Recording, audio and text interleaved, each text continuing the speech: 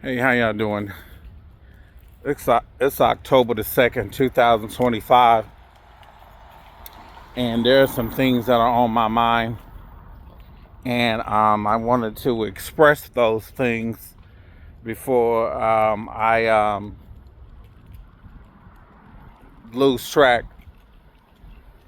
And I just wanted to say that, you know, here's something that I wanted to tell you all. Back in the day, I went and served my country in 1990 and 1994. I was in the United States Marine Corps, and you know, being away from home, being going through finding who I am as far as my identity as a gay man, and just the whole stressful environment of being in the military. I went in at a time where I wanted to also just see the world, experience different things, and just have that experience, and I was one of the first in my family to do so. Not the first, but one of the first. And so it was a great time. I eventually got past my stress, got past a lot of things that were happening in the military. Still dealt with some uncomfortable situations on the way leaving, but nevertheless, I wouldn't change it. Maybe change the branch because the Marine Corps is tough. But then I go back and forth with that because I realized that, it made me the person who I am, but also growing up in a society, growing up in a family where, my mother always told me to speak my mind. And I dealt with a lot of that as a student in elementary school, kindergarten, high school, junior high, the whole nine. Looking back, I probably would still be in the military had it not been for the infantry. But because the infantry is tough, as it would be, it just, it ain't for everybody. Now, having said all that, I I used to be one of those people who would encourage black and brown men, black and brown women to go and, serve your country. But unlike me, don't let the military choose your school because the infantry is rough. Have a guaranteed MOS once you complete that education in that particular field, and then you're guaranteed that position in that field. At least that's how it was when I went back in 1990. But that brings me to my point now. I would not recommend anybody of brown, black and brown um, culture, black people, Hispanics, Latinos, Haitian Americans, anybody, because with what we have seen with how the military is being handled, and once we heard Pete Hegseth, the Secretary of Dumb Shit, because he's not the Secretary of War, Secretary of Defense, he's the Secretary of Dumb Shit. The man all but said that you can go back to the good old boy system of how to operate in the military. And if you know what I know about that, that means the military could get away with anything. They could get away with unnecessary harm, whether it be in boot camp, out in the fleet, or out in the field for you Army folks, because y'all don't go overseas, y'all don't travel on warships and things like that. Not that I've known. Maybe that's changed. So,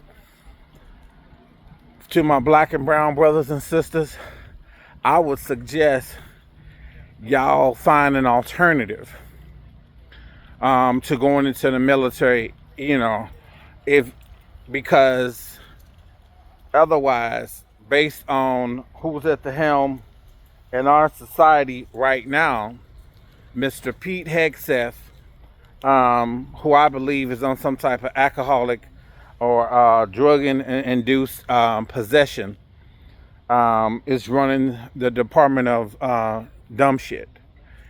And when Donald Trump is threatening to basically sign off on everything Pete Hegseth is saying, you're going to have one hell of a time. And I honestly believe that there is going to be a huge exodus. There's going to be a huge exodus of military people. A lot of people will be retiring. A lot of people who are only trying to do 4 years or 8 years, they're going to get the hell up out of there. Some other officers that are more invested, like non-commissioned officers of a certain rank, commissioned officers, chief warrant officers, people like that, they're more invested. You know what I'm saying? They've probably been there for the long haul, and most of them, when they get out, that's all that they'll know. And that's fine. You dedicated 20 plus, 30 plus years to the military, the government, and there's nothing wrong with that. Not at all. I would like to have done that. I wouldn't have done it in the infantry, but I definitely would like to have done it.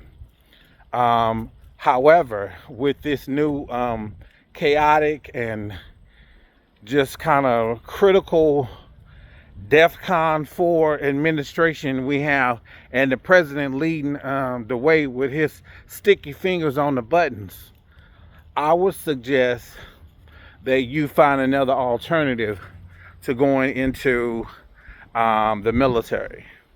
Now, if the military is your only option due to your surroundings, your socio-economic situation, and there's nothing wrong with that, then you're forced to go to the military, make sure you stay out of the fucking infantry.